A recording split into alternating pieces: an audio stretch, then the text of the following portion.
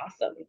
And then we'll put this on the Texas Reflexology Association YouTube channel so that y'all can watch it if you have to duck out early or for those who couldn't make the live time. So, that wasn't me being muting y'all. Continue. I love these organic little chats. What are y'all finding? Do people pass out in your chair after reflexology, or are they just, what do you think? They I get have more people energized? that are relaxed. Most of them are relaxed, yeah. And a lot of Yeah. them just fall asleep, like Mhm. during the whole thing. Yeah. Which is kind of, it's good for me because then I can, yeah, I'd rather have that. Yeah. Most of my clients get super, super relaxed. Yes. Yeah. I Yeah. usually let my clients guide the session. If they come in and they need to talk, I just let them do it because Yeah. obviously there's something that they need to get kind of either off their chest or maybe they just need to hear themselves say it. And I just let it go. I've had clients come in and say, oh, I really want to just relax and close my eyes during the session. And I say, fine, that's great, and I start working and then they start chatting like, it's like totally opposite of what they ask. Sometimes I try to slow them down, like they'll say, "So what do you think?" And I say, "Well, and I start to talk slow and kind of drag it out a little bit and lower my voice. And sometimes that works, and then other times they're like, "Oh yeah, I totally agree with that. I think that's They just keep running. yeah." So I just feel like sometimes people just need that space to do whatever they Yeah. want. If they want to Yeah. talk, let it go. And then if they don't, Right. I think that's great. So I have one guy that falls asleep and he apologizes. And I'm like, Oh, don't yeah. apologize. I said, obviously you needed it. And I said, and where can you go and work one-on-one with somebody, fall asleep and it be a compliment? So he was Sure. happy with that, because very few, can't go to the accountant's office, fall asleep and and have that be a good thing. So I just kind of let the clients it's Yeah. their time with me. They can do what, they feel they need at that moment. Yep. Well, But I I'm do good with the it. same. Yeah. I do the same thing, but I noticed that I give a better treatment when they're not talking. I just feel like I can concentrate much better and go deeper because my attention is split Right. between listening to what they're saying and being there, like you say, holding the space. But yeah, But whatever they your need. intention's there though. Your intention and your Yes. intuition is guiding you even on a different level when you're engaged in the talking too, I feel. So Yeah, I I like that. yeah, That's a good I point. kind of once I've zeroed in with the client and connected, then I just let my intuition kick in Oh, I love and that. yeah, and do what it needs to do. So Nice. yeah. Well, and I was going to say to bring it to the conference, set of speakers, Touchpoint from Denmark, they got up, you guys, to do their presentation and they start talking to us. And at some point she says, yeah, and I don't let my clients go to sleep. And the whole room, an audible gasp. Them, it's all about them directing their energy and their breath to wherever I'm working. So she talks them through, Oh, tells them where she's working and what she's doing so that they can focus on those areas in the body while she's doing it. And I think that that's an approach I've never thought of. And I don't know, some of my clients who do like to fall asleep in the chair, I think they might be a little like, what are you doing talking to me? This is my nap time. In the room when they said they don't let their clients go to sleep. So I thought that was pretty funny. Oh yeah, everybody was like, "What?" We were all collectively scandalized. selectively. I had a very magical experience in one of my treatments. So I am still studying for my licensure. I studied with Amy's program I do other modalities too. So in this session, this woman had Raymond syndrome. So she had shingles in her ear. The shingles had healed, but her face was still partially paralyzed. And I had her, she was deeply restful state. I had given her energy Reiki healing for like 30 minutes. And then I go and work on her feet once she's actually very rested. And as soon as I hit the ear point on her face, it was like a huge, deep inhalation, the deepest breath I ever heard. And like tears started coming down her eyes. She was still asleep. And I just went on with the session. And when she woke back up, she looked at me and was like, I haven't cried from that eye in 4 months. Wow. Wow. Yeah. Oh, that's amazing. Oh my Yeah. goodness. I thought reflexology would help people, but I had no idea that those kind of moments like would. Oh, that's so good. So thanks, Yeah. I love Amy. it. Thanks for giving reflexology a try, Ray.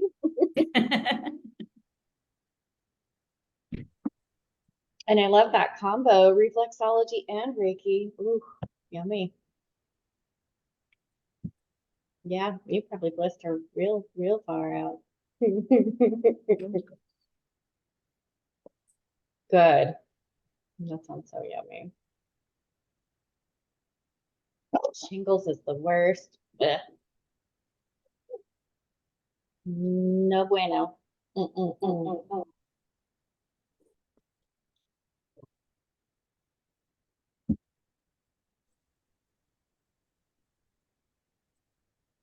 So we have several of us were at the conference, right?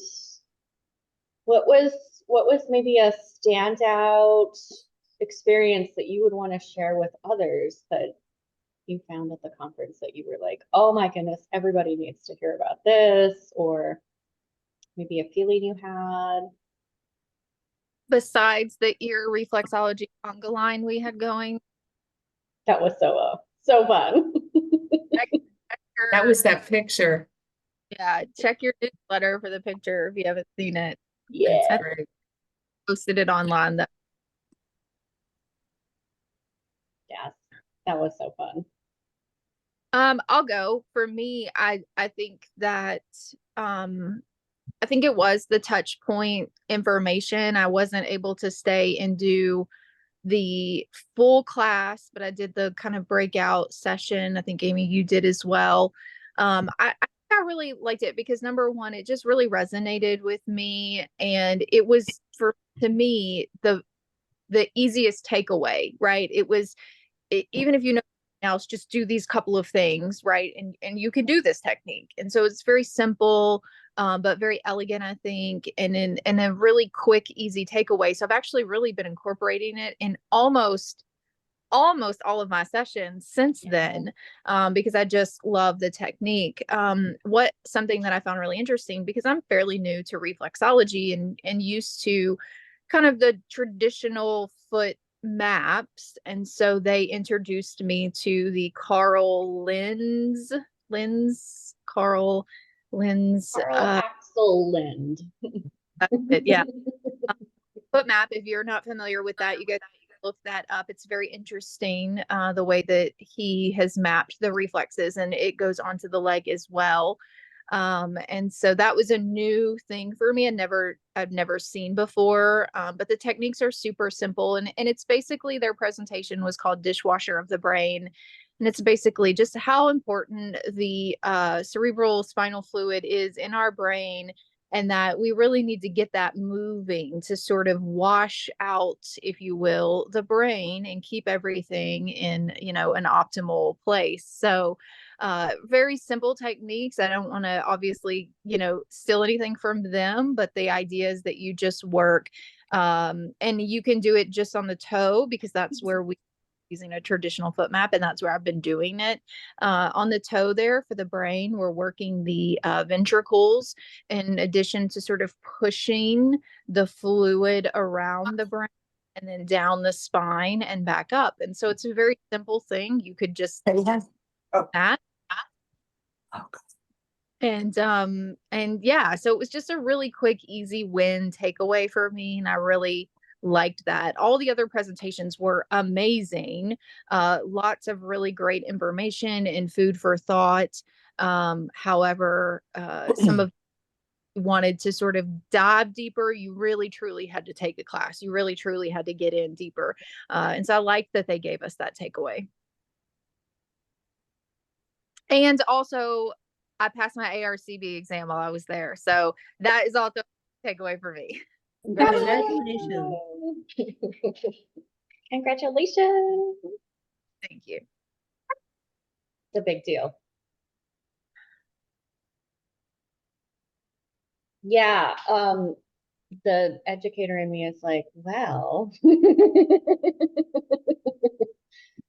So the technique that Dorta and Peter were demonstrating for just the toe portion was to work the ventricles, and in class, and Carol can attest to this, we ended up having to give them extra names, right? There's two ventricles or pockets, if you will, on the lateral sides of the brain. There's a third middle one in the center, and then there's a fourth long one just above the brainstem. And so we called the ones on the sides the croissant, right, Carol? That was our croissant, right? Because it looks a little bit like a C, so it kind of had like a little curve to it. And then we called the one in the middle, it looks like a donut, right? So that one was our donut. You know, we were feeling pastry, right? We were feeling pastry in class. And then the one above the brainstem was kind of long. What did we end up deciding that one was, Carol? Do you remember? I don't. Churro. Is it a churro? It was another pastry. I don't remember. It was so much. It was a lot. Yeah. Yeah. I mean, it was 3 days of practicum, right? Remember a couple of techniques that we were talking about. Well, not Amy, because now every time I do this technique, I'm gonna get hungry thinking about Yes. Yeah. Yeah. So you put the croissant, C-shaped croissant on the big toe, and you would work both of those croissants. And then over here in the middle, so we're kind of working right here at the interphalangeal joint, just to the inside. So if we divided the big toe into zones, we're probably over here hanging out between zones 1 and 2, but my finger's large, so it's hard to tell. We did the donut, right? And then coming from get the lighting here. So where the neck comes up, we've got the brainstem, and just slightly above the brainstem was where we were doing number 4. And then you glide down the spine, pause, and then you glide back up. One of the things that I really loved about that croissant one is Dorta was talking about this way that the cerebrospinal fluid sort of flows in and out of the tissues of the brain, bathing the parts of the brain in this cerebrospinal fluid. So after you do the croissant, she would have you take and perfuse that fluid out into the toes and then bring it back to your croissant. And it's just like, you could, like when we were practicing it in class here in our practicum, everybody was just like, oh. You know, where you're like, okay, here comes the cerebrospinal fluid, and the brain's like, bye. With total bliss. Wow. And it's a technique they said that you do with a lighter touch. Yeah. So Mhm. Yes. Yes. No jamming into cerebrospinal fluid. Right, exactly. This is not boot camp, no pain, no gain. I have a client who has had 3 TBIs. That would Ooh, be something really good to work it on would with her. be. Yep, Yeah, yep. I do a lot of toe work with her. Mm-hmm. Yeah, I found it's easier to just sort of like support the toes on the dorsal side, and then my thumbs, I'm just kind of just gliding across the toes and then gliding back, sort of like a gentle little thumb shuffle, if you will, and then a reverse shuffle coming back to the big toe. Mhm. Would you describe it similarly, Brandy? Yes, yes. Kind of just where you're just sort of just the suggestion of bringing something across the toes, bringing that cerebrospinal fluid all the way out here to zone 5, and then bringing it back in. It's probably similar. Pam, I heard you say that you've taken Sally K. I've not taken Sally K. But I would think it's similar to how we do some of the lymphatic, right? How we're, sort of Yes, very that. light. Yep, very It's a light. very light touch, and she brings it down the thoracic duct and then Mhm. back up, right? She brings it up and then you dump. Yeah. Yep, Yeah. So a lot of working the nodes and then dumping. Yeah. yep, Yeah. yeah. Lymph drainage is so good. Oh, yeah. I have a woman who drives, she's my case study for that class, and Mhm. she drives 70 miles to get it. Wow. And she has leg lymphedema because of she's got a heart stuff going on. Yeah. And Sally didn't recommend doing leg measurements like she does on the arm measurement, just because you got to get on the floor and all that. But this lady's legs were so bad. I just did a gross measurement, like at the Yeah. ankle crease, at the largest part of the calf. I mean, I Yep. didn't do with a ruler and all that.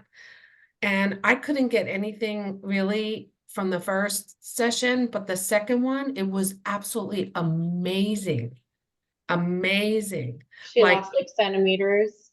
oh, it was inches that her inches, like inch and a half was the biggest one. But Wow. the pictures, oh my gosh, like where her toes, the dorsal part and where the base of the toes was so puffy. Yep. And afterwards it looked like saggy elephant skin because so much lymph had been moved. I know it was, Wow. that's Yeah. the thing for me being new in reflexology is the testimony after testimony after testimony. Yep. I mean, I work on faith at first, but I'm just really saying it's just amazing. Amazing. You want to shout it from the rooftops. I'm like, man, we need Yes. billboards on the highway. Yes. And take care of your feet. I'm like, take Have care. you tried reflexology? Yeah. Yeah. Yes. Yes. How about you, Lori? What was your maybe favorite part of the conference, or what was a big thing that you really loved about it that you want to share? Yes, I like the structural reflexology where she was talking about her case study, with the guy who had 3 size smaller shoes. And what happened afterwards. And I've been reading her book, and I don't know, she also mentioned somebody else over there that the foot were cramped in the shoe, and then the person got so mentally, disturbed, so to speak, that she was thinking of suicide. Oh. So then she started working on the feet and all that stuff and changed the shoe, and the person stopped thinking about suicide and changed, the outlook and on life and everything, which I think was really impressive. What the shoes can cause, you would never think of that, so that was my takeaway with the shoes. And now since then I've been looking at everybody's feet. Okay, the shoes, what shoes do you wear? And I try to tell people that, just go measure your feet before you buy the shoes, just to make sure you have the right shoes. Yes. That was Geraldine, right? Yeah, yeah. Geraldine Villanueva. Yeah. She's a sweetheart. Yeah. We're hoping, it sounds like she and her husband Neil are going to be driving through part of Texas this summer. So I've informally asked them if they would consider coming and teaching a workshop, just drop down a little farther, come teach a workshop. So we Yeah, will just continue talks. That would be really cool for this summer. yeah, keep us posted. Absolutely. Yeah, that would be really cool. Geraldine has these, she's got these pressure mats that she has folks walk on. So you ink it. There's no ink transferred to the foot, but they ink the paper. And so when you're walking and your foot lands on this little pressure pad, it then dots out how the foot is landing. And she's using that to get a good sense of, maybe what parts of the foot could be causing other challenges within the body, right? The mechanics, the structure of the foot compared to the body. So it's a cool, Wow. she's been teaching I- reflexology for decades now. I took her post class from the conference that she had in Canada. And it was wonderful. If you guys get a chance to study with her, it was wonderful. And you got to take that. You got to take like the intro class, which is, I forget how many hours, but then there's a second level and a third level, and you could become a certified structural reflexologist. So I'm working on that right now, and I'm excited about her work. Her work is really cool. A takeaway from the conference in New Hampshire was I was very happy to be able to take the pilot test for ARCB, and I just took my ARCB test back in 23, February of 23. So Brandy's like, "Sue, you got to take the pilot test." Yeah, to propel us forward so that we can do online testing at testing facilities instead of having to travel to take your ARCB in different states. And so I said to Brandy, I don't know if I want to retake this. And she's like, do it. So I was sitting too close to Brandy and she convinced me. So Peer I did pressure. take, and so me as well. I did take the test, and then I said, I was in test mode, it was 150 questions, and they did it for hand and foot. And so I said to Laura, the one that was heading it up, I said, is there anything else you want me to do? She's like, well, if you want to take the second one, they had two different ones. That would be great, because they have to have at least 100 people do this so that we can hopefully roll it out in September. So so I sat there and I took that one too, and I'm thinking, Brandy, I can't believe you convinced me to do this, but I figured what the heck, I was there anyway. So it was wonderful. I'm glad I did it, and hopefully my efforts and Amy's efforts, and if anybody else did it here, will propel us forward even further. Nice. So, Thank you for that. We need that. I do have to jump off because I have an appointment right now. But how long is this going to go? Is this going to go an hour and a half or just an hour today? We've got the wiggle room if we need to go an hour and a half. I think it Okay. depends on how much more sharing and questions folks might have. But yeah, when you're done, pop back on and see if we're all still here. If I Otherwise, don't see everybody, have a great day, everyone. And it was a pleasure listening to everybody. Thank you. Take care. Have a nice day. Bye. Bye. Bye.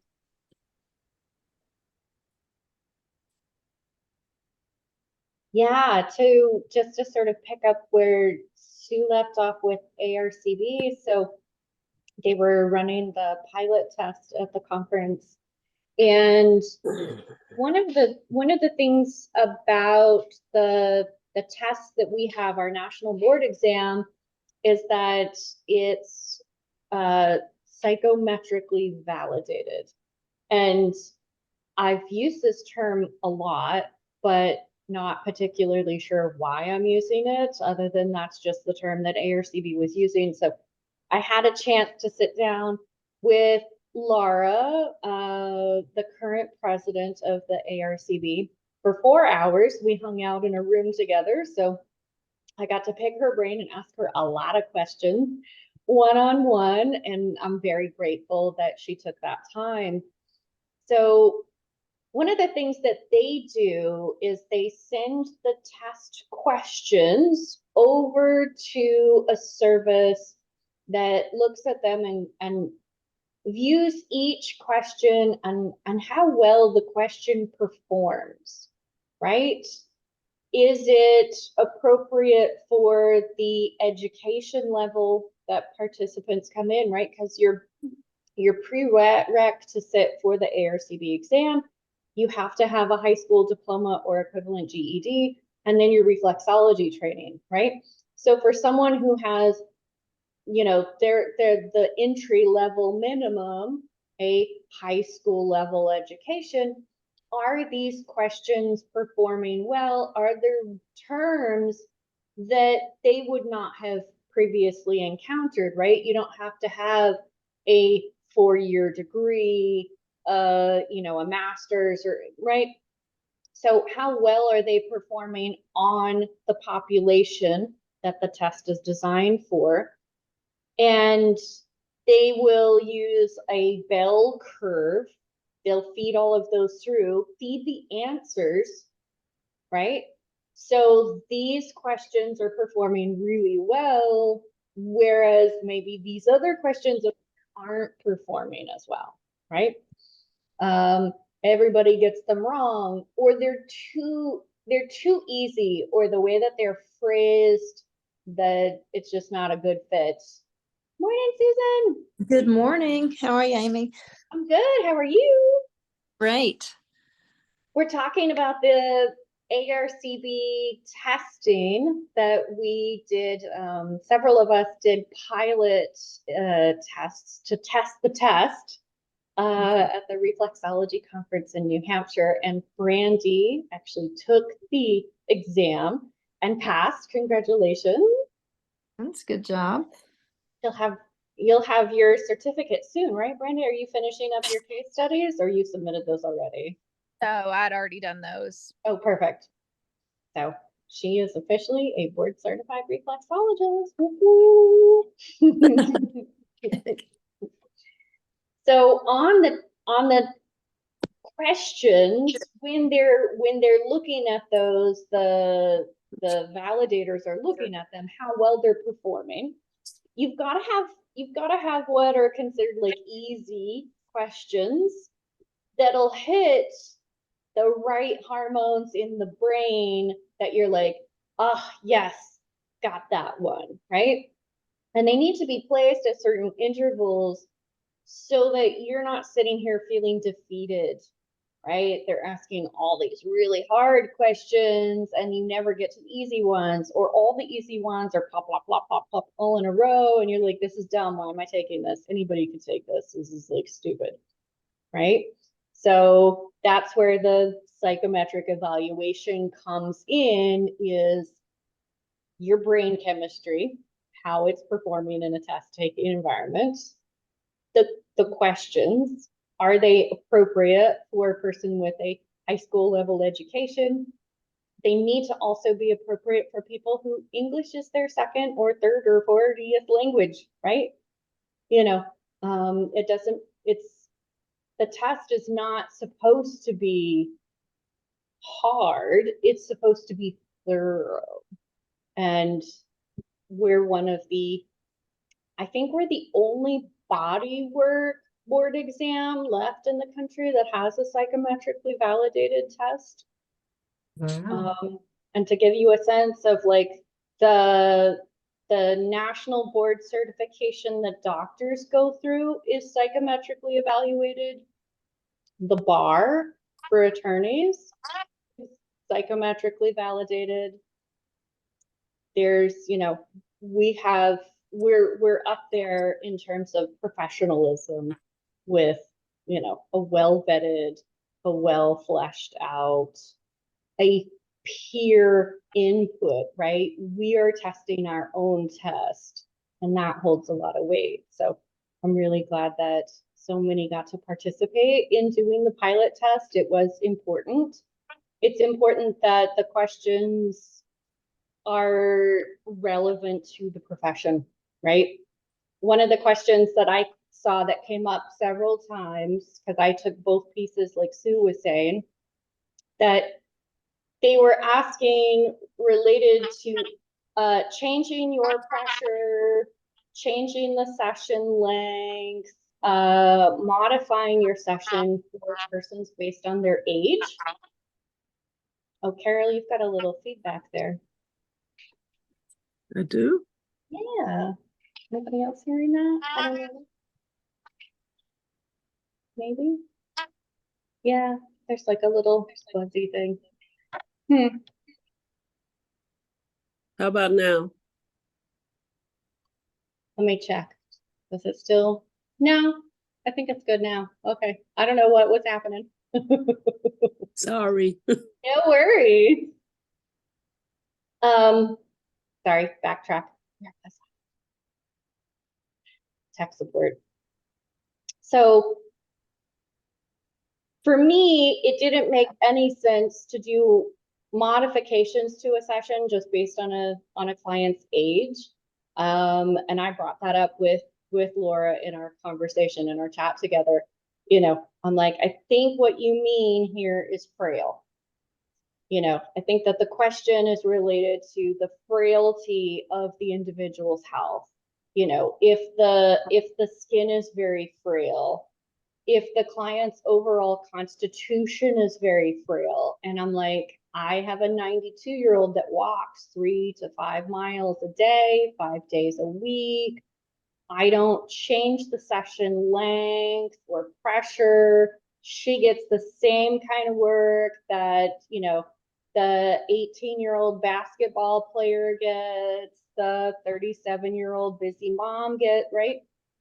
I'm like, but I do modify the session for, you know, my adolescent client that's coming out of rehab, my, you know, 30-something-year-old that is going through chemotherapy for breast cancer. Like, those are examples when I do modify the length of the session, the pressure in the session. I'm like, I consider those frail conditions. And she's like, that's really good feedback. So I wrote that down, and hopefully they'll take that into consideration and adjust the language. They'll have to go back and rephrase, reword those questions so that they're relevant to reflexology, because, you know, you can have these little kick butt grannies that you don't change a session, and then you've got other ones that are in hospice, you know, and it's not an age related thing, it's more their constitution. Cool. Yeah. Anything to add to that, Brandy? Lori? Well, I was just gonna say, I mean, I agree with that for the questions. I did not take the pilot because I didn't want to confuse myself since I was taking the thing. But what I also thought was very interesting is that not only were they piloting the exam with reflexologists, but again, to Amy's point, to make sure that someone who has gone through a reflexology program, not only do we want to know what you guys think, right? Somebody who has some kind of reflexology education and meets those minimal standards, but also people who have not gone through, right? Because the idea is if a kindergarten teacher who has never even heard of reflexology can pass our test, then we got a problem. And so I just thought that was really interesting. And actually sitting next to Sue during the test, she told me was a teacher, and she said, I don't know anything about this, I just agreed to take this test. So she was in there also piloting the test. So, you know, I think that at the end of the day, we're going to have a really great final product. We're going to have a really great test that's going to be available to everybody online that just makes our lives much easier and saves us from the travel of having to go and physically be in a room with someone just to take the written portion of the test. So that will be really helpful and nice. I was hoping that would happen for me, but they just kept putting it off. So I just decided to go ahead and do it. I'm glad you did it. Yeah. And it's not that bad. It's not. Again, if you know reflexology, if you know your stuff, you're fine. Yeah. Yep. If you didn't study reflexology, if you didn't pay attention during the anatomy and physiology part, if you looked at the study guide when you apply and you're like, nah, I already know all this, and you just go in cold, you're gonna regret it. Yeah. Yeah, studying, yeah, a little studying helps.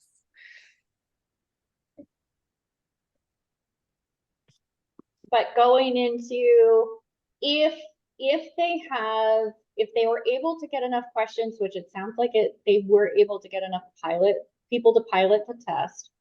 If they have enough of the questions that have gone through the pilot, they'll have a big enough bank of questions to be able to send over to the testing facility. Then it should go live this fall. And so to sit for the board exam, you will apply to ARCB. You have to send in your case studies in the application process. So a little bit differently than they're doing it right now. They may give you some feedback on those. They do recommend send in your case, send in an example of how you write your SOAP notes first before you send in your 30 case studies to them. And then once you've been registered, there will be a date selection process. They'll give you a link, and it's, who is it? Something Metrics. The name of the company that's hosting them. I'll have to pull it up, but that link will take you over there, and you'll look at what local testing facilities are running that exam. And then you sign up, you pick a date and a time, and you sign up with them. You go in, they'll have little lockers. You've got to leave your personal stuff in there. You can bring a couple of, I think you can bring water and a couple of pencils or something. And so you'll be sat in a little station. You'll do the test, and then you'll hear from ARCB once the test has been run through the system. For those where there's not a testing facility nearby, Laura used the example of, like, if you're in a very remote rural part of the country and it's hours to the nearest testing facility, then you can do one online. And what they do is you basically give the command portion of your computer over to, I think it's Prometrics, right? Anyway, to the system. You have a proctor live sitting there on the screen, and they're using AI to, make sure that you're not cheating, right? You're not sitting here with your phone going like, I'm gonna look up this question real, because that's a no, you're not allowed to do that.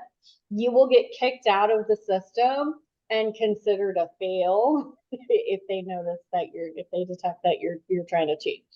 Because there were questions around that. People are like, well, that doesn't seem like, I don't know, if you're doing it online, is that really a test? I'm like, it's really a test. So we can feel comfortable that those that are taking it online it's still a fair for everyone. They're still getting a high quality test, and they still have to meet certain standards to get there. But I love that that's an option, because we've got reflexologists all over the country, and we have people that live hours from a testing facility. So the fact that they'll be able to do it live and online is huge. So Is the cost any different since, you're for the online, is it cheaper since it doesn't involve a facility and, it's not cheaper because they have to have a dedicated proctor with you for the entire test. So they have to pay somebody to sit there on the computer with you well, you know, A, B, C, D, E. Is this, is this organ part of this body system, that body system, or none of the above? And they have to be there the whole time, so it won't change. And the fee won't come down because it's actually a lot of money with the onboarding to get to Prometrics. So Mhm. I know it's still costly for a lot of folks. Yeah. Yeah. Because I asked those questions. I'm like, okay, so is it now going to be cheaper? She's like, Amy, it's going to cost us. I think when they get to putting a new, because they'll have to, like, every handful of years, they'll have to change the bank of questions over, right? So let's say they have a bank of 500 questions and they're only using 300. Right? And so the machine randomizes out of those 500, 300 of the questions, but they're going to have to change a new one. So every time they add a new batch of questions, it costs like $7,000 or $10,000 or something. I was like, oh, whoa, okay. Yeah. So no, it's not gonna, that won't change it in terms of affordability. Amy, what, Accessibility, yes. Affordability, not gonna change. what are they doing with the hands-on portion? The hands-on portion is now in the hands of the National Council of Reflexology Educators. So the educators that are nationally certified are the ones that need to vet their students that are graduating. So it's now in our hands to make sure that our graduates are prepared to practice reflexology. Which makes sense because we are the, we're the ones teaching the hands-on portion.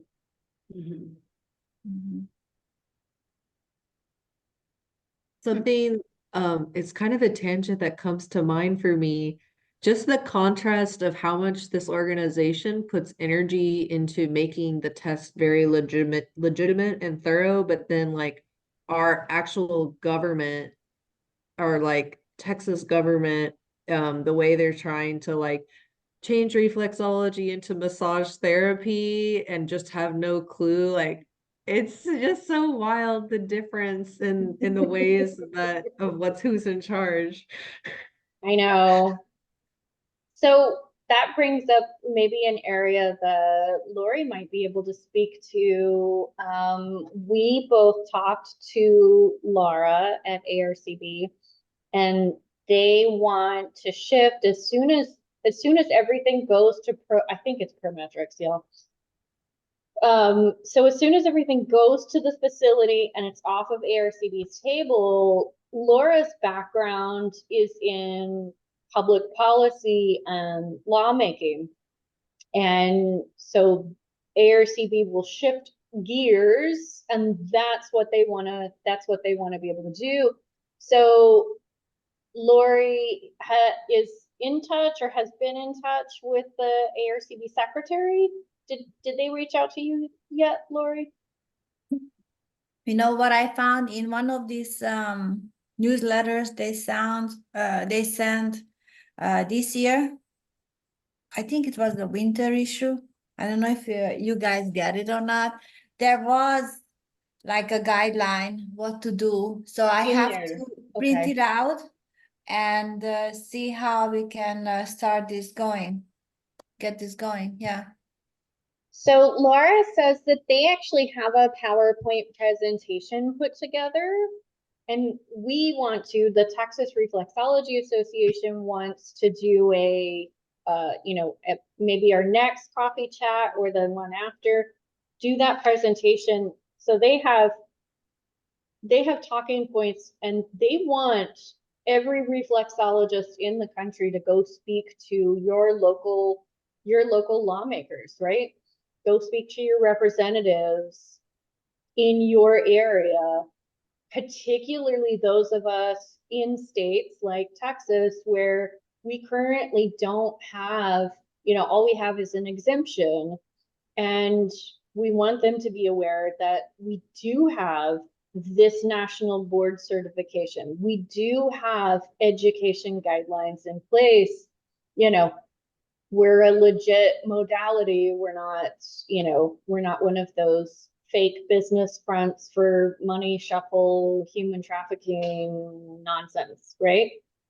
And so the presentation that we'll get from ARCB will help all of us to be on the same page. And then we want to do for Texas, we want to do a campaign this fall so that we're going out and we're all using the same terms.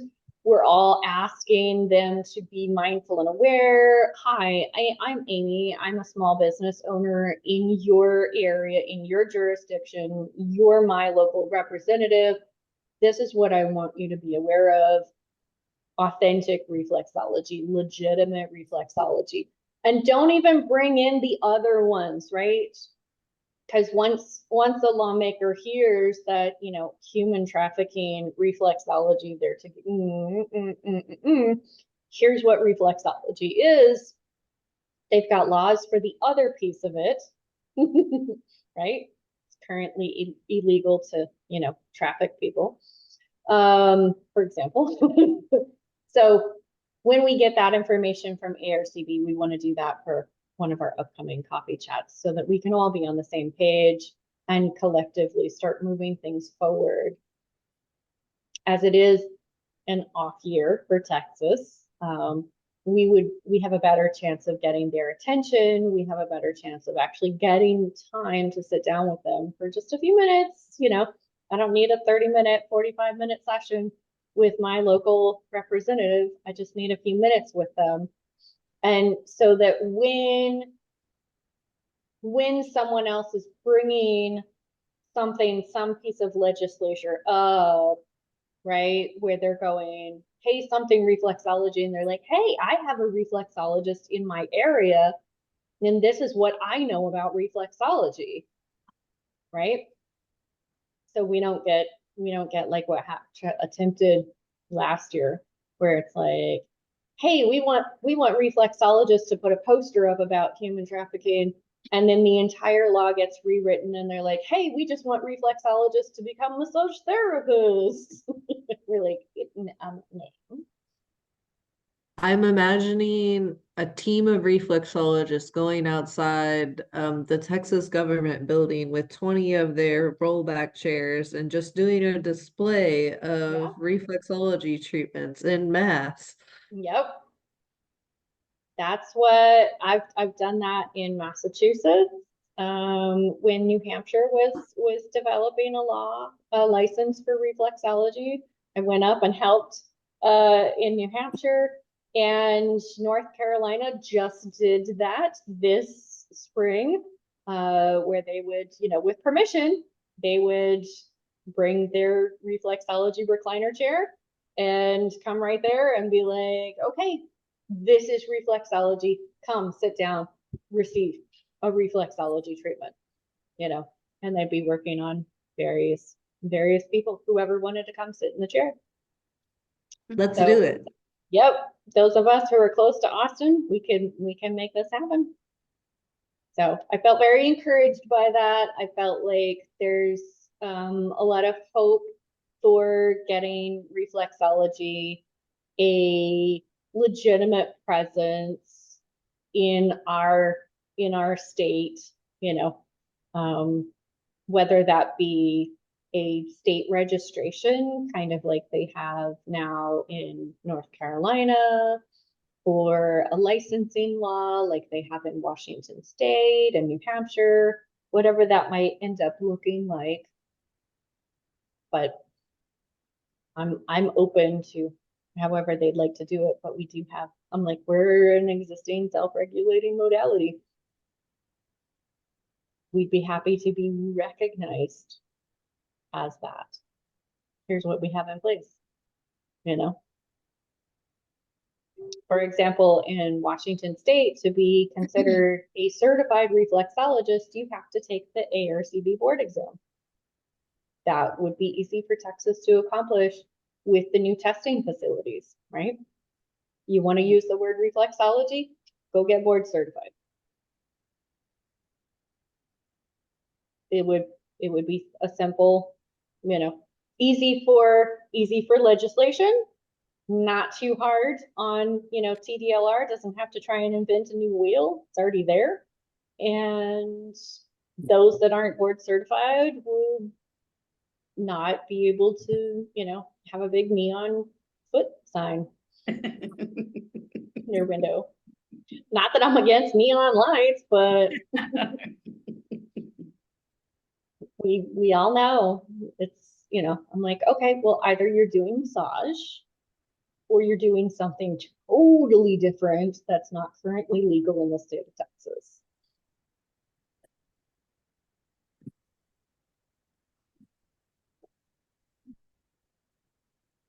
My little reminder to go check on my water in the garden if I need to. Bing, bing, bing. Yeah, What do y'all think? Does that sound? I'm gonna have to leave in a couple of minutes. Oh, fair, Pam. I totally understand that. Amy, Yes. I have a question because you are more knowledgeable about this. You know, when a massage school offers a so-called class for reflexology. Yes. How much are they teaching about the reflexology part? And usually how long it is? And do you know how deep they go? It Are they gonna depends use on the the same school. techniques as us or what? Yeah, so it's going to depend on the school. There are some massage schools across the country that actually bring in reflexologists to teach the reflexology portion, which is fantastic. I love that. It's easier on the massage therapy educators. If they're not originally trained in reflexology, that's a lot of work to come up with a curriculum and a modality that you don't actually know, right? Speaking of someone who develops curriculum on a regular basis, and I have a number of colleagues that are massage educators. It's a lot of work, right? Not every school does that, and there are plenty of massage educators that have formal training in reflexology. And then there's also plenty of massage educators that don't have any training in reflexology and are just like, let's look at the map and massage the foot and we're done.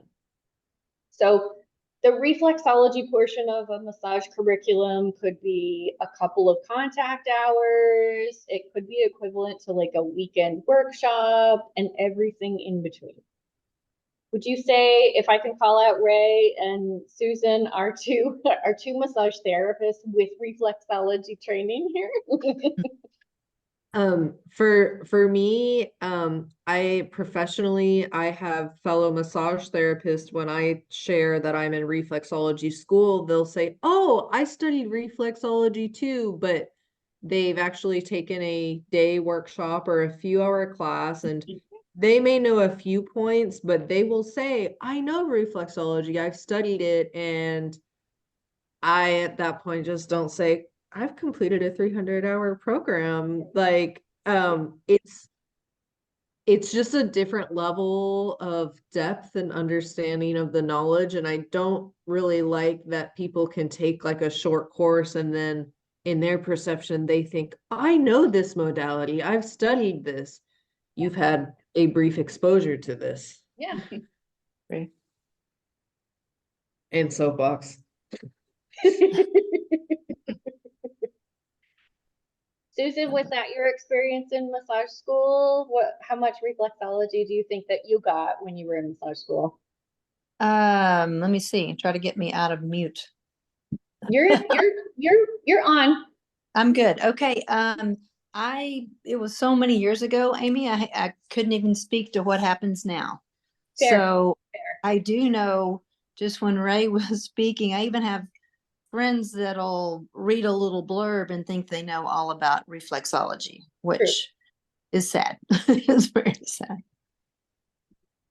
It just, I think it more speaks to, if you think that reflexology is only about having a map, then of course, if you see a map, you know reflexology. And like I get it. If that's all your exposure is to reflexology is a chart you found on the internet or you read a book or that's what was covered in massage school, I'm not mad at them, right? It's just they don't know what they don't know. Exactly. So Sue, and I don't want to, spoil her information, but she's also a massage therapist, and she's on the board, the American Massage Therapy Association board. She just recently rejoined after many years being away. And one of the things, they have a meeting coming up, and one of the things she hopes to speak to is that reflexology should be its own modality. It should not fall under the umbrella of massage. And it's very different because we have our own history, we have our own techniques. Yes, in massage school, you might be exposed to reflexology, but the point of that is to then see if it's something you would want to pursue. And if you plan to perform reflexology, that just like if you were going to do lymphatic massage or pregnancy massage, right, you would go on to take a full course to be certified to do reflexology. And so yeah, we'll see what comes of that, but she plans to bring that up at the meeting here in a few weeks. That would be awesome. Maybe there's some outreach that we can do as an association if we have some more volunteers. Hint, hint, hint, hint, hint. Volunteers. Anyway, that we could gently, reach out to massage schools and be like, hey, we'd love to do some collaborative work. We'd love to, maybe we can get some brochures that speak to reflexology's depth, our history, how to look for a reflexology education program, what you might be looking for if you were like, wow, reflexology is really cool. I love the yummy stuff that we were introduced to in school. If you want to go on and study this, how you would find that, so maybe there's a way that we could be a little bit of an information clearinghouse for massage schools to help make some connections for them, like this isn't us being like, well, massage therapists are trying to take over. No. It's more of like, are there ways that we can connect with those massage schools and be like, hey, just so you know, this is your state reflexology association. We'd be happy to put you in connection. And also, if you have clients that, here you are, you're a graduate of a massage therapy program, and you've got clients that are like, I would love an hour of just work on my feet. And you're like, I don't have 60 minutes of technique work for your feet. I will be bored out of my mind doing the same 6 things over and over and over for an hour, right? Then you have access to the directory and can be like, hey, is there a reflexologist nearby? Because I don't want to do an hour on feet, right? So maybe that's something we could work and develop. Mhm. I would also add on that for me, before I started reflexology, I'd already been a massage therapist for 1.5 years, and my client retention rate at the commercial spa was at 85%. But after studying reflexology for a couple months and gaining that knowledge and techniques, my retention rate went up to 95%. So like, to do massage therapy students justice, like, or just so they know the kind of asset that it is that studying reflexology in depth gives you a greater knowledge to be able to better retain and serve your massage therapy clients. That's huge. That's huge, Ray. Can we get that and then like a little testimonial we can put on the TRA website or something? Because that would be, could you put that in writing? Yeah, could we put Sure, that in this is our recorded, right? Okay. Huh? This is recorded. This is recorded, yes. I'll sign the rights away. Okay. Yeah, no, if you wouldn't mind putting that into type that up, whatever else you think that might be that you would want other massage therapists in Texas to know how reflexology education has changed the way you approach body work. That'd be a sweet little testimonial to have in a brochure. Eh. Please. Ray, do you actually do some reflexology footwork during the massage, or it's changed just how you do your massage work?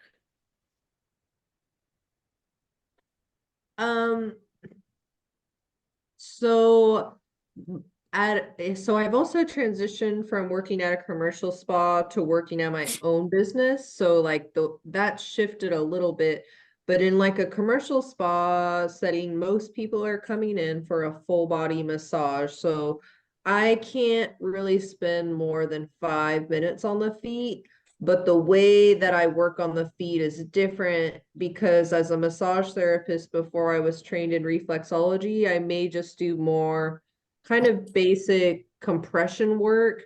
But the way that I work now is I'll work on somebody's back for about 20 minutes and I will feel what's going on there. And another piece, I guess, light bulb that the reflexology gave me is that in my hot towel caddy, I will get piping hot towels and I'll wrap the client's feet in a hot towel, wrap it in a dry towel. So as I'm working on their back, their feet have warm compressions around them. And for me, I think that's helping relax the body, but also loosen the muscular skeletal system of like the feet related to the back. So as I'm working on their back, their feet are getting that nice like warmness, but I feel what's going on in their back. And then towards the end of the massage, when I flip them over and their face up, I'll then go back over the points on their feet that I felt were most problematic in their musculoskeletal system. I love Gotcha. that. Yeah. And what good intention too, like your intention with that hot towel, that wet hot towel, the dry warm towel, that is like serenity now for the musculoskeletal system. I love that. They have no idea. They're like, this is nice. This feels good. It's like, it's all Yeah. part of the plan. Ray, I started to relax just hearing you describe what you do. I was like, ah, that sounds so nice. Ray's over in Georgetown, Brandy. She not too far. We need to do a reflexology trade soon, y'all. We just need to make it happen. Yeah. Sorry, I'm down. Lori, Brenda, y'all can and Carol, look, we've got the Houston area going on. Excellent. So Brenda, Lori, Carol, y'all get together and y'all can host. Maybe we could do it on like the same day that we could host a reflexology exchange. We could do a little Zoom between the reflexology exchange team in Houston, the reflexology exchange team in Central Texas. Maybe we could get the Dallas sites to get involved, our DFW crew. We could have a day of reflexology exchange in Texas. Oh my gosh. I'm ready. Who's ready? Make it happen. Susan is in the Central Texas area. Yes. I live- Susan's live in in Marble Marble Falls. Right, today I'm in Boston, but I live in Marble Falls. Oh, I- you're I- all the way in okay. Boston today. I love it. Thank you for Ah. coming in from Boston for our little Zoom. I'm in visiting family, so the little guy that used to jump into the screen when I was taking class, visiting them. Oh, yeah, oh, the baby that you, oh my goodness. Yes. How old is he? He's 11 now. 11. It's been a while. It's been a little bit. Susan practices some of her reflexology techniques and acupressure. Are you still in the dentist office over there? I've taken a little break. I had some issues with my hand. So, but as Ray was speaking about massage, I had a wonderful experience at a dental office to relax patients because of their previous dental trauma. And it was amazing. I got to work just primarily on feet. I just did reflexology on feet and a little little bit craniosacral, and then on the ears. And patients were just amazed Yeah. of, they didn't, some of them said it was sedation dentistry, and they really didn't, they said, I don't need any sedation. Of course, they got it anyway, but they were much more relaxed. Doesn't that sound amazing? I want that in every dental practice. Some reflexology love, some acupressure, a little craniosacral. Yeah. And probably really improve some patient retention in the dentist practice too. That's a big plus. The practice, that's the positive feedback is about they call it acupressure. I wanted Yes. in the brochure. Yeah. Anyway, Yep. Yeah, dreamy job right there. mhm. Y'all go Yep. pick Susan's brain if you want. If you're like, I think I might like to work in a dental practice sometime. So that might be really fun. Yeah. I Not have a, go ahead. oh, I have a question though. For that job, did you create that? Did they seek to hire you? When I moved there from Austin, and they already had someone in the position, but they got so busy, they needed more. So I was very fortunate to have that position. Just that Cool. little network through this small town kind of thing. Yeah. Laura, the person whose school that I teach for and attended, she did that for a while. I think she just contacted the dentist and said, hey, or I think it was her dentist. And she said, hey, I do this thing. Let me work on you. She always would just work on people like the Yep. first time. And she said, you should let me come work on your clients. Like Yeah. me and we could come and do this. And so I think for several years had a practice working on dental clients, but she did the same thing in birthing centers, various different places like that, clinical settings where she was able to show the value and, kind of have, it wasn't always her, but she would send somebody who worked for her to go do that. Yeah, It was- reflexology could be done just about anywhere. Mm. Sometimes the trick is just planting the seed too. You go in and you could chit chat with the office manager or even the doctor themselves, and then just plant the seed and then follow up again later on, or work on the doctor so that they get to see what the clients would be experiencing in the chair too, which is kind of fun as well. So it's just starting the ball rolling in different areas. That's how I started doing massage. I used to be a hairdresser. So when I got out of school, I went to a salon and started my massage business there.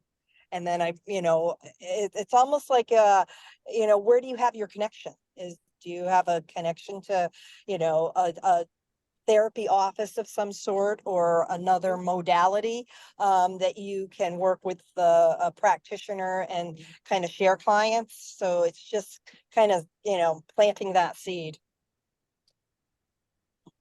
Yeah, finding that connection is huge. Like who is your ideal client? Who do you love working with?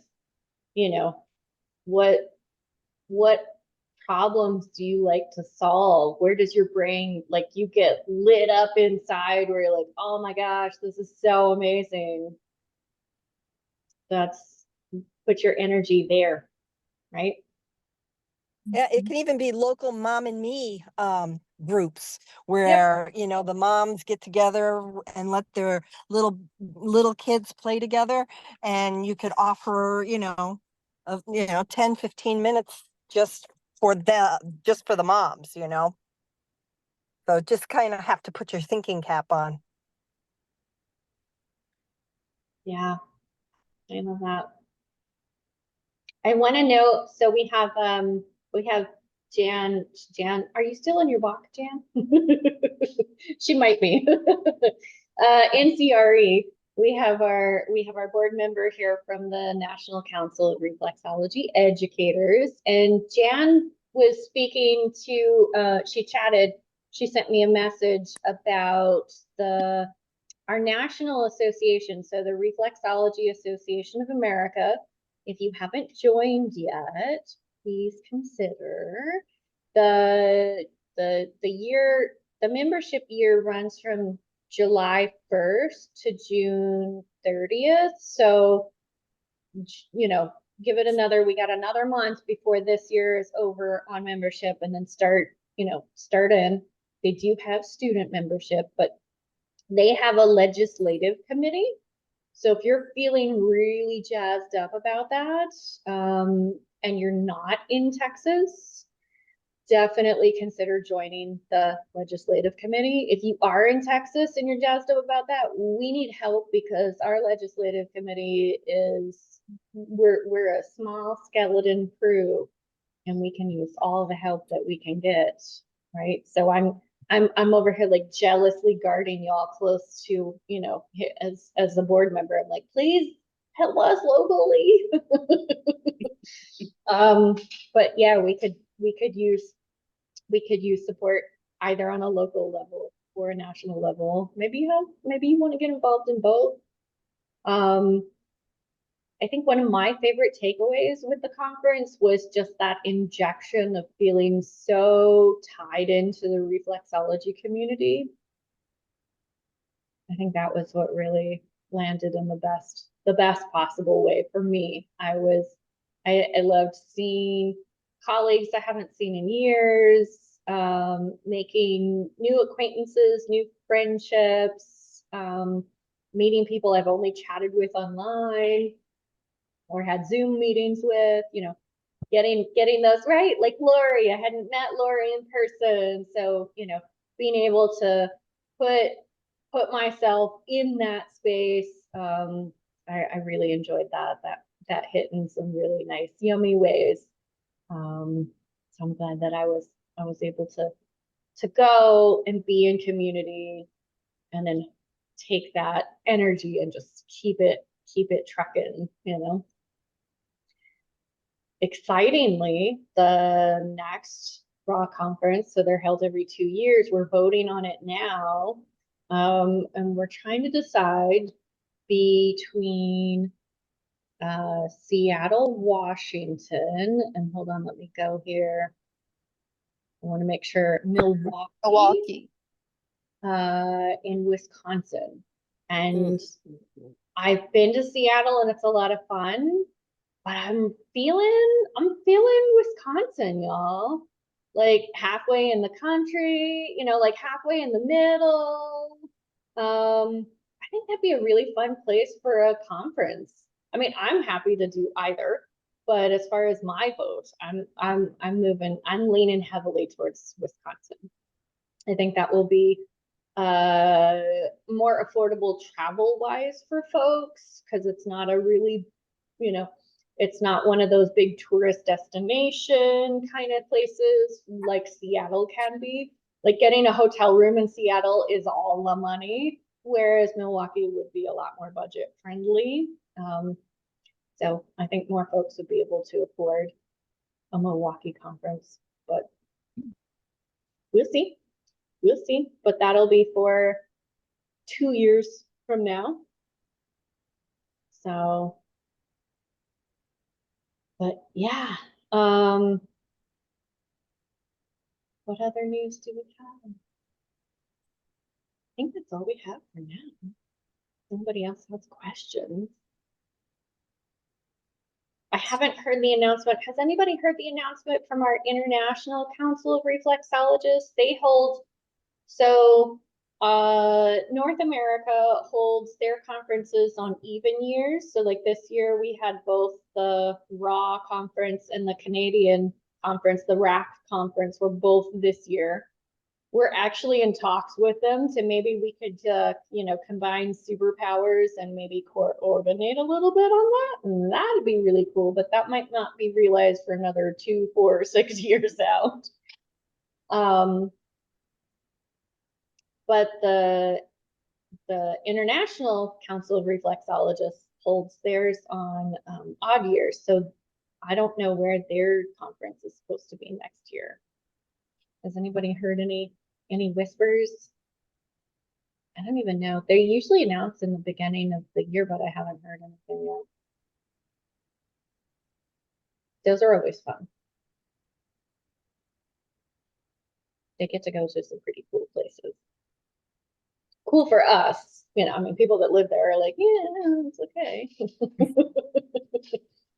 My first reflexology conference was in Amsterdam with the ICR, and that was a hoot and a half. Oh my goodness, so much fun. It's totally wild. It was, how many reflexologists? That was a huge meeting. They had like 300 reflexologists all crash into this cute hotel outside of the city.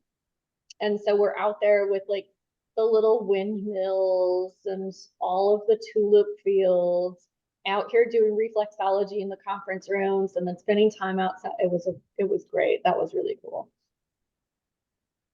And I actually met someone from the Raw conference that we had first met each other in Amsterdam at that conference. And then we'd seen each other at another conference and then another. I was like, oh my goodness. Okay. So fun.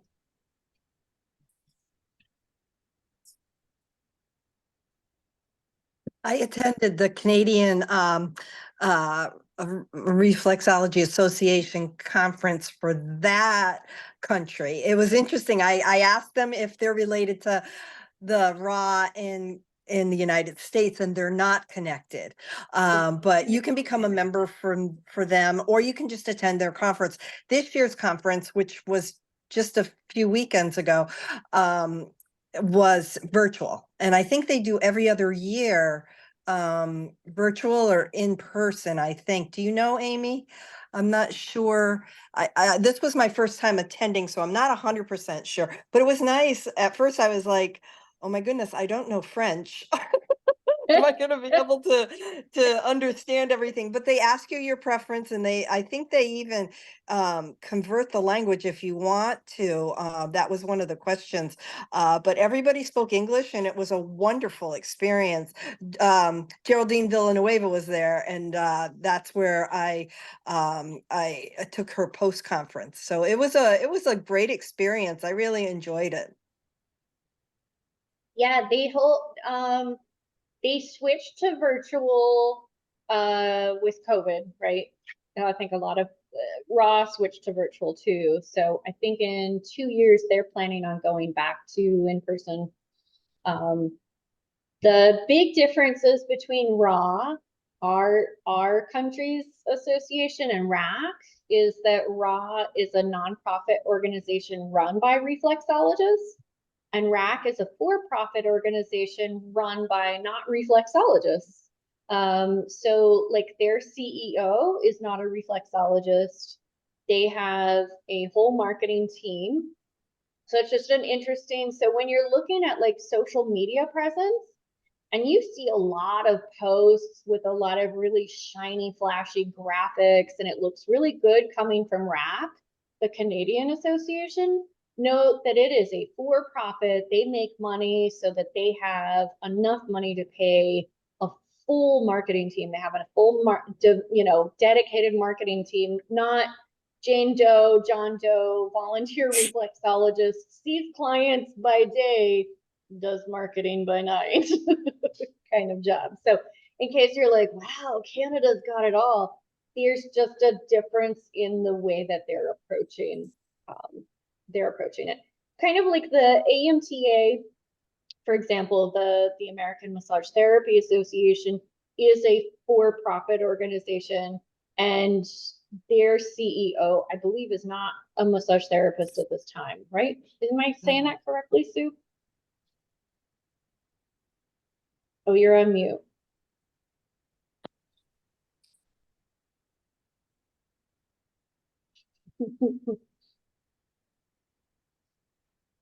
Okay, am I unmuted now? Okay. You're Um, unmuted. so I believe AMTA is not, is a nonprofit. ABMP is for profit. So That's that's, right. Okay, that's right. that's the Yeah. association. I think, AMTA is a 501c, I think it's called, something like that. So we, the people are elected into their positions, but they're not making a profit. Thank you. Okay, yeah. that was where I was, yes. So ABMP is a profit-based association offering insurance, AMTA nonprofit. So just a difference in terms of, you can also see like ABMP has a lot more marketing dollars on their social media. They've got a lot more material, et cetera, et cetera. And ABMP is staffed primarily by non-massage, non-body work employees whose area of specialty is that, is in, IT or human resources or whatever it is that their areas are. Whereas AMTA is voting for, who's on the board, who's running it, and it's primarily run by massage therapists. So going back to reflexology, RA is 100% nonprofit, 100% volunteer run. We do pay a secretary who is not a massage therapist, or I'm sorry, not a reflexologist. How much do we pay her? We pay her for like a few contact hours a week or something like that to like answer emails and stuff. ARCB does similar. They do have someone who's not a reflexologist who has a small payroll. But all of the rest of the board members for RA and ARCB are completely volunteer. They don't get paid. Same with the Texas Reflexology Association.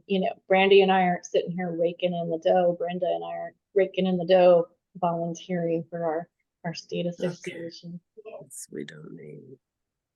Which, not that I'm saying we need to be paid for our volunteer time, but and volunteer time should be volunteer time. And I'm grateful that we get to do that. You will have many servants in your next life for your service here. Oh, maybe I will. But I really just want to come back as a bookstore cat, so. So in that format, then yes, I will have many servants. As we all know, cats are actually in charge. The humans just live here.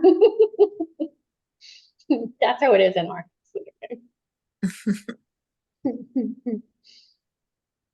Oh, I love it. This has been so great, y'all. It's so good to see so many faces and get to talk and hear from different perspectives about the conference. And I loved hearing everybody's sort of little case studies, what's working in your practices, what's lighting you up. It's good stuff. And yes, we need to do a reflexology exchange. Maybe we can all look at our calendars. Could we have like, I don't know, like captains or co-captains or something, like little regional people to like get together. I don't know, Brenda, Lori, Carol. One of y'all want to be in charge of coordinating amongst the Houston area reflexologists for a reflexology exchange? Somebody want to take that on? Anybody feeling like that would be a fun project? Yeah, why not? Okay, They are open for it. I'm for it. excellent. I was gonna say, Lori and I have been trying to get together and I was gonna say, we were trying to get together before this meeting and it's like, okay. So, yeah. So maybe, And actually Carol and I've met Carol. oh, good. Yes. I love Yes. it. Yes. Carol, where are you? Which part of Houston or which direction are you? I'm We in can hear you, Humboldt. Carol. Can you hear me? Yes. I'm both. Oh, okay. And I'm where are between you? two. I'm I'm in between, Katy. Okay, and there's another student in Amy's class that's also in Katy. Yes. Who is that one? Julieta Julieta, yes. Juliana, yeah, or Juliana? Juliana. So one of Julieta. them, yeah. she's Right. in Katy. And we have Joy Friedemann, who's, I think she's closer to Brenda, right? Up by the airport. What is that, northern part of Houston? oh, IH, she like Spring area, I-45 north. Hmm, Maybe? Yeah, that's near me too. yeah. Yeah, I was gonna say it's close to Carroll too. Yeah. So, yeah, if y'all wanna coordinate, maybe we can coordinate a June reflexology exchange. What do we think? Does it sound, we can make this happen? Okay, Mhm. Y'all can come to my treatment room. It's open. Yeah, she's got a Nice. beautiful room. Thank you, Carol. Do you have enough space you could set up another chair or two in there, Brenda?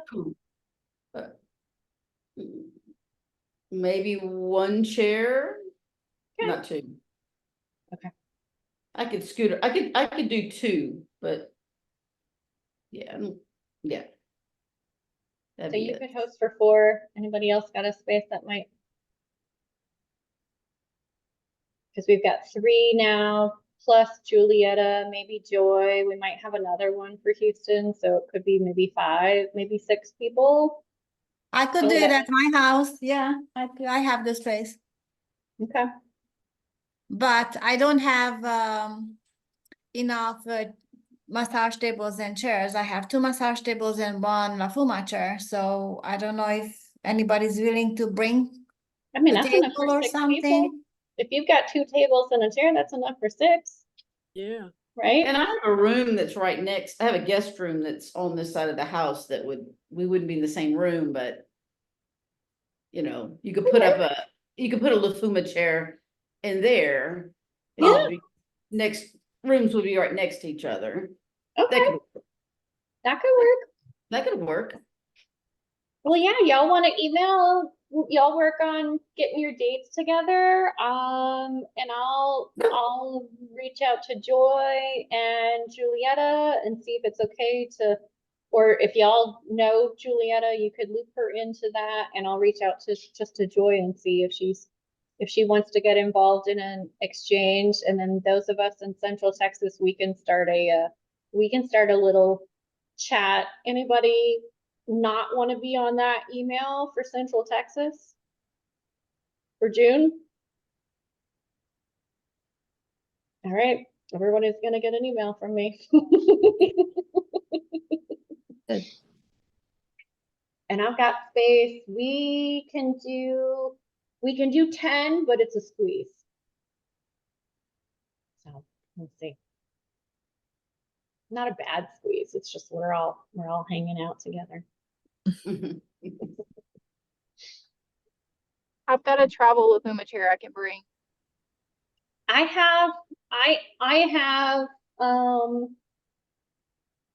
4 recliners and a table. So I do have enough for 410. And if we ever got bigger, I've got a little reading nook area that I can move aside, and yeah, somebody could bring another table or chair we could set out there. Okay. No. And I'll let Maria and Spring know as well. Oh, Lori, that'd be great. I'll give her your contact information, Lori. Is that okay? Yeah. Okay. Do you have a folding chair, Lori? Yes, have a La folding Fuma chair, chair? yes. Okay. Okay. So yeah, y'all just coordinate who wants to host, and if it's popular, maybe we do this, once a month or every other month or something, right? So one of you hosts this time, another of you hosts another time. Mhm. But I'll let y'all coordinate and then just let us know, when you're gonna do it so that we can put it on the TRA calendar for anybody else in the Houston area that might be like, I wanna come. And we'll just put your contact information, not like, here's your home address. Yeah. Thank you guys. It's so great to talk Thanks, with you. Ray. Thanks, everybody. Ray. It's been so good to see all your faces. I love Thank you. hearing from everybody. Bye. So good. Y'all Bye, have a take great care. rest of your day. Yeah. You too. Thank you. Thank you. Have a nice day, everyone. Take care. You too. Bye. Bye. Hey, Amy, you got time for a quick question? I do. I'm gonna go ahead and